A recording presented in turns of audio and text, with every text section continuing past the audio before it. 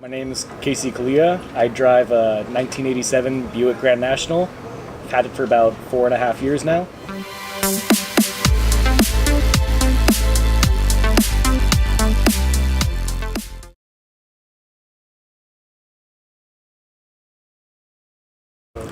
So yeah, the Grand National, it's a turbocharged Buick Regal from the 80s.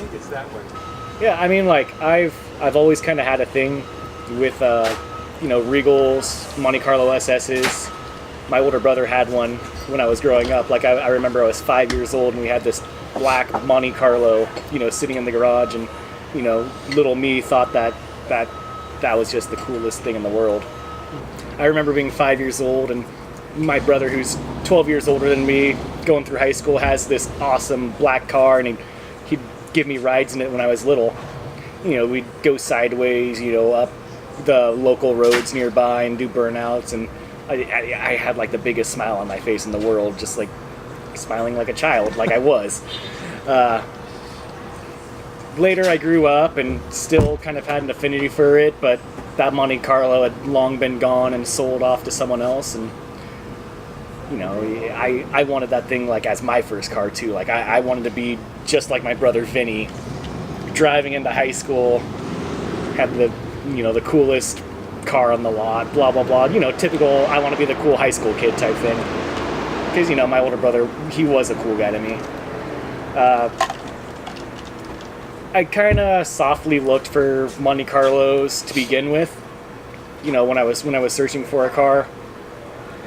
And I couldn't find ones that they just didn't capture what I was looking for. Everything that I'd look for was either donked or it had just awful paint and was the wrong color, and they were just kind of piles. Mm-hmm. And then I finally get sent this Craigslist link from one of my best friends, and he says, "Hey dude, there's a Grand National, it's in Portland, you should call this guy up, fly up there one way, blah blah blah." And my friend, being the friend that he is, it didn't take a lot of convincing for me to get a hold of the previous owner of my Buick, and I basically put a down payment on it right then and there.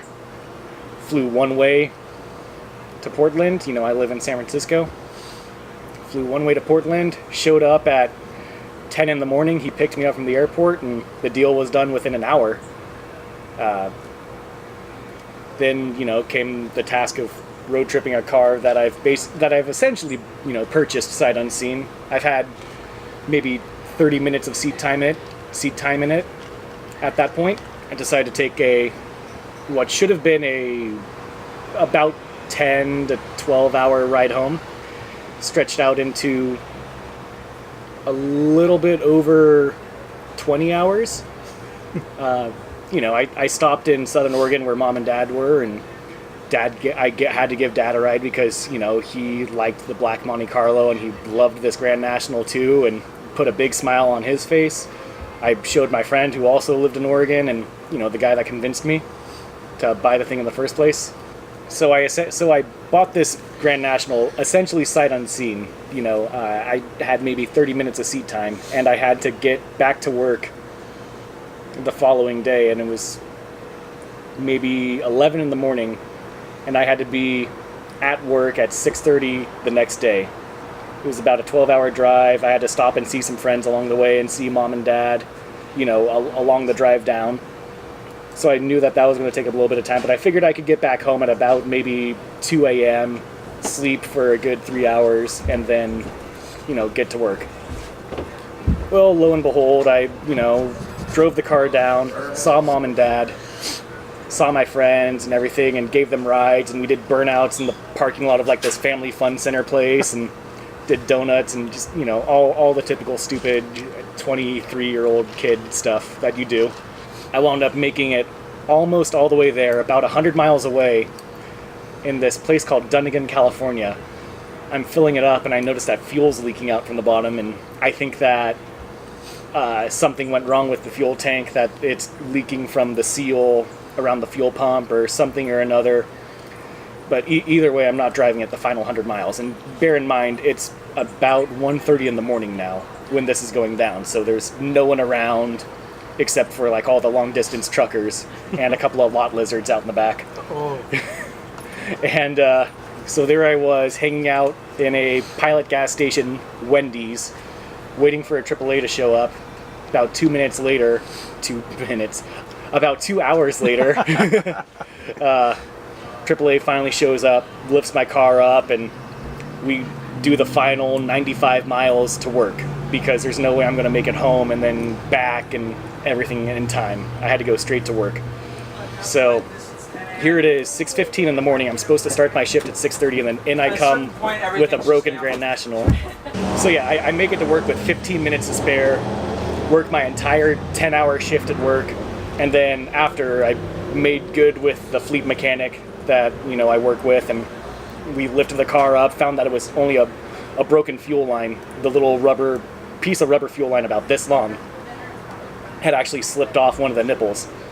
And I thought, greatest scenario ever. Drop the tank, put a new line on, new hose clamps, back in, and I did the longest set of 11s out of work that anyone has ever seen, I think. At least like a half a block out. It was the greatest feeling in the world after, this flight, the drive, the breakdown, and then working. It was about 40 hours altogether that I'd stayed awake and just running on sheer force of will and about maybe 64 ounces of Red Bull. And and I finally got it home, parked, and shut it off, and then everything just went silent inside my ears. People say that you're not supposed to meet your heroes, but this was one of my hero cars.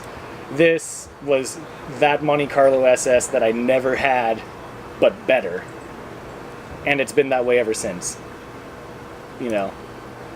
So definitely do meet your heroes.